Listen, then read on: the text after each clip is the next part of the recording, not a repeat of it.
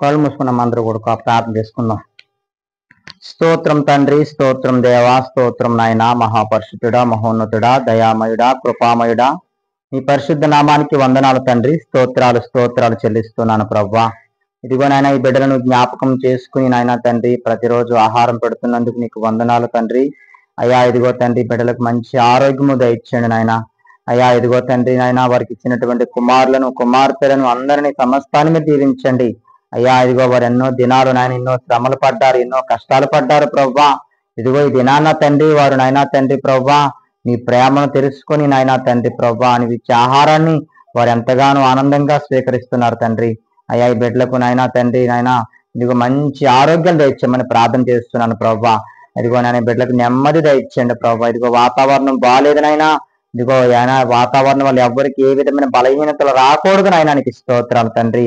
మీరే సహాయం చేసి కృప చూపించమని, నన్ను నా కుటుంబాన్ని నాకు ఇచ్చినటువంటి సంఘాన్ని మీరు దీవించి ఆశీర్వదించమని యేసు పరిశుద్ధ నామమున ఈ ప్రార్థన మనవులు అడిగి వేడుకుంటున్నాను తండ్రి. ఆమేన్. తినండి అమ్మా.